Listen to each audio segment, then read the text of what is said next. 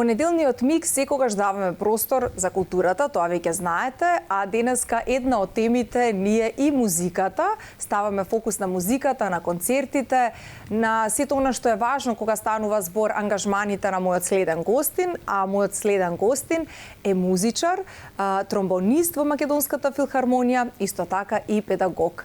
Во продолжение разговарам со Виктор Илиевски. Добре ни дојдовте. Добро ве најдов и поздрав до вашите гледачи. Ви благодарам што сте тука, имаме убави и поводи и нели музиката е секогаш еден убав повод за разговор.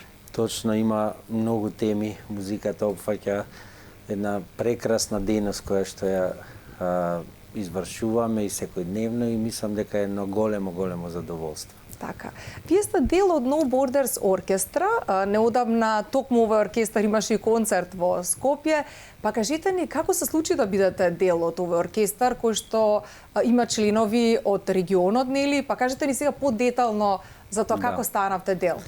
Па да кажам од сега далечната 2011 година имаше распишано као аудиции низ сите поранешни југословенски републики. И на таа аудиција бевме пријавени доста кандидати од сите оркестри, да кажам, во целиот регион, од Македонија, Србија, Косово, Босна и Херцеговина, Хрватска и Словенија. И на таа аудиција јас ја положив аудицијата и влегов во големиот состав, симфонискиот оркестар на No Borders. И од 12 официјално започнавме со концерти кои што беа на проекти, да кажеме, на одредени фестивали во текот на годината, меѓутоа некаде 14 до 16 година беше избран мал состав, јас бев единствен од Македонија, со кој состав буквално го заобиколивме светот на врвни фестивали, значи Хонг Конг, Сеул, Гванџу, Кореја, Бризбен, Австралија, буквално на сите овие европски големи фестивали. Во Париз имавме 8 представи, во Лондон Барбикан центар, Лисабон, Хамбург, Виена, значи буквално сите лулки на класичната музика и изведувавме интересно една опера Макбет, која што беше направена за 12 уметници и 10 пејачи. Уметниците бевме од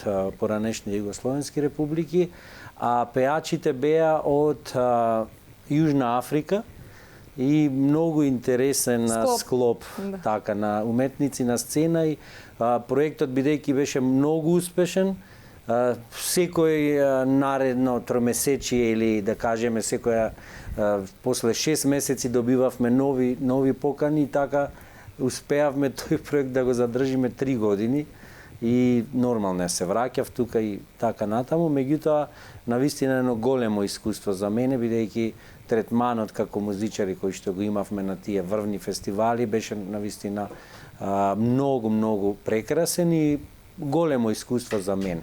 Така, апсолутно, да се обиколи буквално целиот свет благодарение на музиката е единствена можност и тоа музиката го овозможува секако.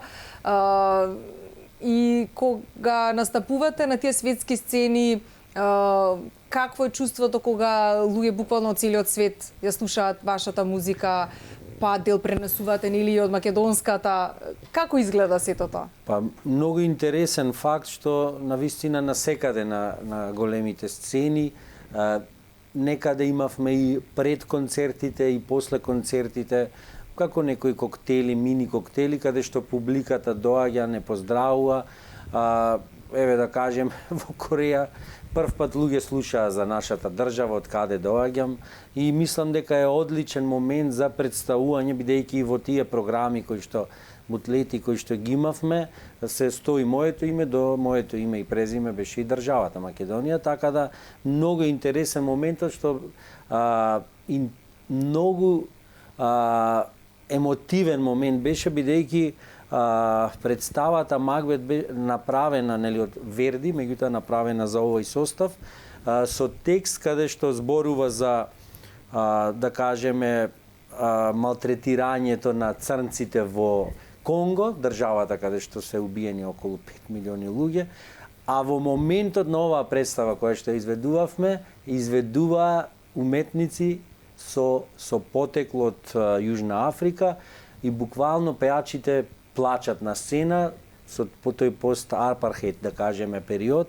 и мислам дека многу беше емотивен моментот да публиката на секаде, дури и она се соживуваше со целата таа ситуација и затоа беше многу барана таа представа и успеавме да ја држиме во живот, да кажеме, 3 години.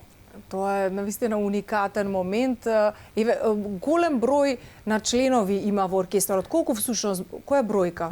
Вака, овие кадри кои што во моментот се од филхармонијата, меѓутоа овој кадар е од последниот концерт во септември кој што ги имавме со No Borders оркестар тука во камерната сала.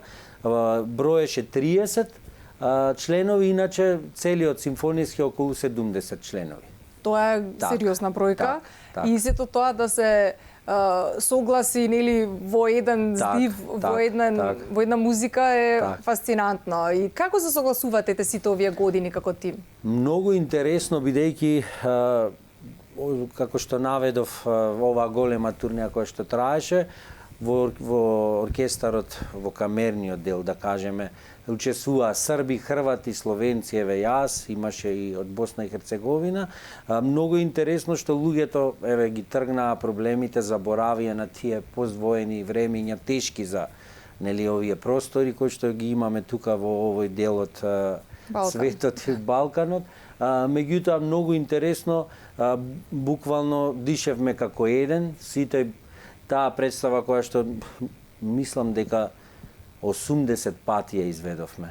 Така имаше, како што напоменав, и со еден од трубачите од Нови Сад доаѓаше, многу имавме досетки и така натаму.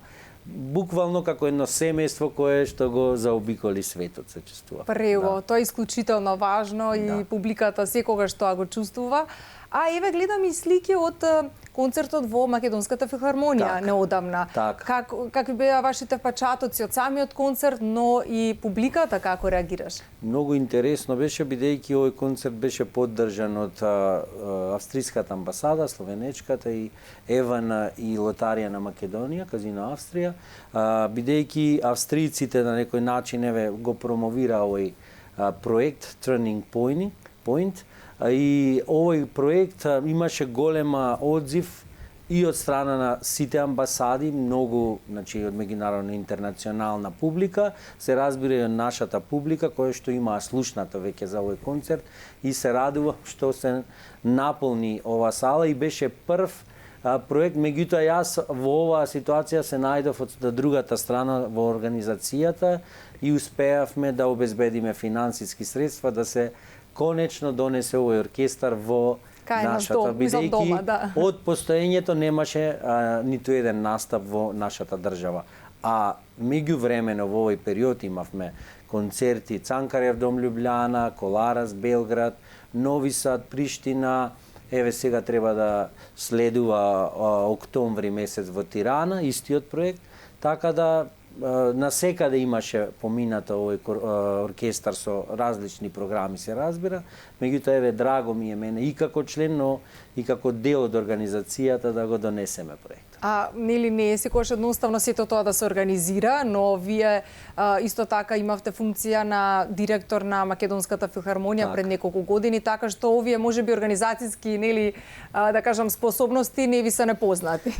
Така, да, од 17 до 20 бев на чело на филхармонијата и во тој период јас го ставив проектот како во програмата на филхармонија, бидејќи имавме, кога започнавме со новиот објект, направивме со мојот тим 2 програми. Прва програма за големата сала, концертната сала, каде што се изведуваат симфониска музика, и малата камерна сала, каде што се изведуваат камерни концерти, и во малата сала го имавме поставено, меѓутоа тогаш почна короната, јас после тој период отидов, се преселивме во Брисел, 3,5 години, и еве сега, бидејќи имав желба голема да се реализира, успеавме заедно со тимот.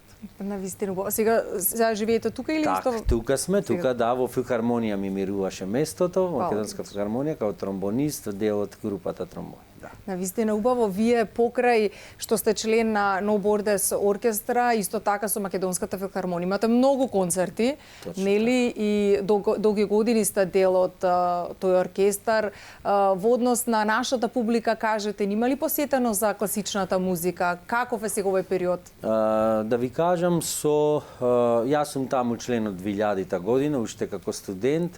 Имав среќа со мојот професор Јорго Стефановски, кој што пред пензија ме повика, полагав аудиција и така натаму. Започна во тој период, меѓутоа со доаѓањето во новата концертна сала се донесе еден нов печат, да кажем, на оркестарот, како, да кажеме, едно брендирање, не само да се замисли како оркестар, туку и објектот со целата таа ситуација, и во тој период имаше многу голем интерес, бидејќи салата беше нова, меѓутоа успеавме со мојот тим да донесеме стварно голем број на светски имиња. Програмата, се сеќавам дека тогаш го зголемивме буџетот за 100% за програмскиот дел на институцијата, кој што беше навистина сериозна сума, и го покачивме, подигнавме и нивото со вработување на млади кадри во оркестарот, млади уметници, најдобрите, и се разбира и со финансиите кои што се неопходни за да можеме да реализираме голем број на настани. Во тој период навистина имавме голема поддршка.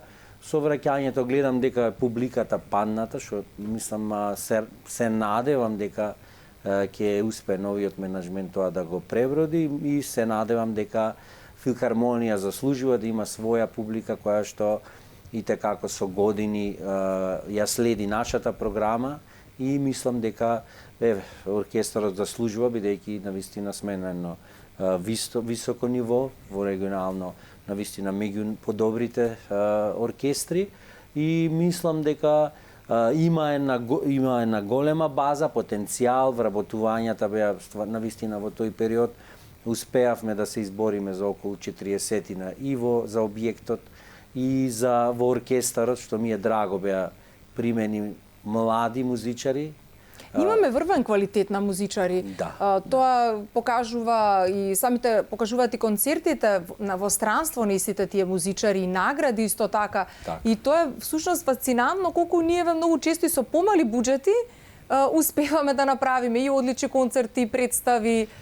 Па да, видете сега со современиот свет, со техниките и така натаму, достапност, со курсеви, семинари, младите навистина ги следат тие можности кои што се достапни на секој уметник, и мислам дека со тоа е подигнато и се разбира и кадарот на факултетот тука за музичка уметност, голем дел, и се школуваат и надвор од државата, па се вратени, и мислам дека со тоа е навистина и подигнато нивото и квалитетот на изведбата и на оркестарот, и се разбира дека со тоа успеваме да се представиме и надвор од границите. Во тој период јас организиравме со мојот тим тогаш 4 турнеи во Шпанија, во Кина, во Израел, Казахстан, и мислам дека и во тој дел имавме можност и преку Министерството за култура со доделување на финансии и собствени спонзорства наоѓање, така да мислам дека е многу битен она што започнавме на самиот разговор со No Borders. За мене беше една голема сатисфакција, бидејќи кога патував многу во една од годините, имав 150 лета во една година, ми беше убаво чувството кога ќе бидам пречекан на аеродром како уметник, и заради тоа јас многу имав енергија и желба да обезбедувам средства за целата филхармонија да се покрене и да се представи државата во најдобро светло. Одлично, тоа е навистина преубаво. Овде гледам и мали дечиња. По кој повод е? Да, ова е тоа што спомнавте, педагошка дејност. Со моето враќање во Македонија бев поканет во француското училиште ЕФИС да предавам музика, и презедов хор, формирав хор на еден интернационален со млади дечиња од школото, во кое што членуваат од Франција, од Америка, Австралија, од Грција, Романија, се разбира и од Македонија и пеат на 3 јазици, македонски, француски и англиски. И првиот концерт ни беше исто во камерната сала на филхармонијата, понатаму во парк имавме, а летово реализиравме еден убав проект во Крушево, во моето родно место, каде што сум го поминал детството, и со овие млади дечиња кои што се навистина големи таленти. И ова беше концертот, ова буквално беше со сите одделенија. Ја пеевме Среќна нова година од Елена Ристевска на македонски. Беше фасцинантно, бидејќи сите деца без разлика кој од каде доаѓа, ја изведовме на македонски, јас ги придружував на пијано. Баш убаво. Сепак силата е во децата, во новите генерации, да ги едуцираме за музика, тоа е исклучително важно.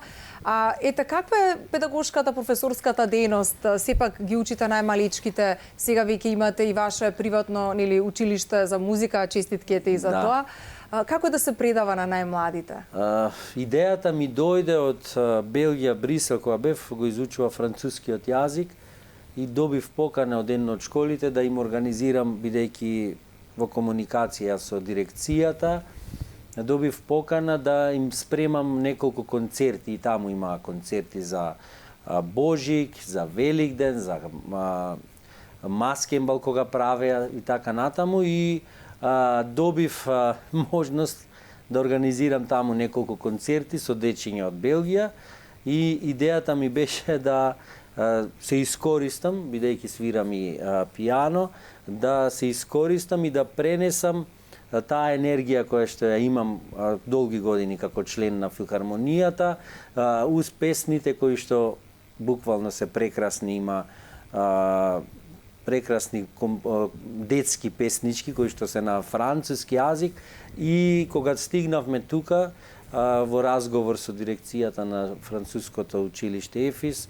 ме поканија да оформам за почетокот хор, меѓутоа понатаму ме поканија да предавам и музичко во предметите од погорните класови, и мислам дека ми е за мене голема сатисфакција, и од таму па ми дојде идеја и енергија да работам и тоа цело знаење да го пренесам и на младите. Се разбира, јас имам свој тим во моето приватно кој што неодамна го формиравме, музичка нота се вика, започнува со од 3 до 6 години на категорија најмлади, каде што преку игра, преку песнички, преку цртање, успеваме да дечињата се описменат музички, па понатаму од 6 години до 14 втора категорија има, и третата категорија ми е една идеја која што ми беше благородна во Брисел, каде што буквално во секој квартал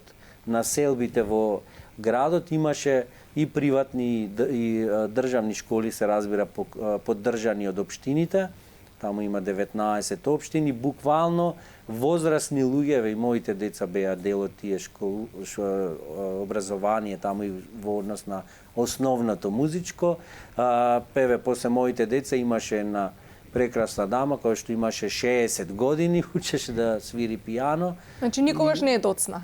Точно така, и луѓето се растеретени од секојдневни проблеми, буквално е како една музиката, една терапија, против стресот и така натаму, и тоа ми беше идејата, јас тука да го применам со најразлични возрасти. Тоа е преубаво и ета нека има успех секако така, и вашето училиште, бидејќи секако не е едноставно, нели одговорноста е голема и не уме секој да го пренесе знаењето. Така што браво и за тоа. Виктор, следниот период какви се вашите ангажмани, какви се вашите планови кога станува збор музиката? Следни мои ангажмани се со оркестарот на филхармонијата. Отвараме сезона, 2 октомври е првиот концерт. Една преубава вест за нашата институција, дека на 28 октомври ќе настапиме за прв пат во Златната сала во Виена. Тоа е една прочуената сала, Music Verein, каде што се изведуваат новогодишните концерти со една од најдобрите филхармонии, Виенска филхармонија, и едно прекрасно искуство ќе биде, голема сатисфакција за уметниците. Навистина еве честитки за тимот кој што го обезбеди овој концерт, бидејќи се разбира таква сала ретко можност да се добие за институцијата. Понатаму продолжувам со хорот на Ефис, ќе спремаме концерт повторно во камерната сала на филхармонија некаде декември крајот, како да кажеме пред Божиќен концерт, и се разбира со моите активности и со професорите кои што се соло пеење, гитара, ударни инструменти во моето музичко училиште. Баш убаво, се надам дека понатака ќе имаме убави поводи за гостување и ете музиката да го има приматот секогаш и секаде. Да, еве има многу изјави од познати да кажеме личности во светот и херои и така натаму, дека музиката е навистина многу битна работа во секое општество, и еден од тие кажуваше дека музиката треба да биде втор јазик и да се изучува како втор јазик во училиштата, бидејќи навистина кога ги гледаме децата од најмала возраст што може се да направат со својот потенцијал, да отсвират, да отпеат нешто, па заедно кога прават, мислам, одредени изведби, интерпретираат, навистина е големо задоволство, отколку децата да ги гледаме да седат на телефони, да по 5-6 сати, мислам, е голема штета за нивниот развој. Мислам дека еве еден апел до сите родители. Навистина во Скопје има многу добри, се разбира, и основното музичко училиште, ЛУИ и сите овие приватни училишта кои што се трудат да направат кадри, да ги анимираат младите, да не мора сите тие да станат музичари, професионални уметници, меѓутоа секој од нив да има своја, еве, да кажеме, основни познавања за музиката и може секој од нив да проба, се разбира, инструмент кој што може понатаму да го развиваат својот талент и така натаму. Така, да ги облагороди на некој начин. Ви благодарам многу за прекрасниот разговор. Ви благодарам и вас за поканата.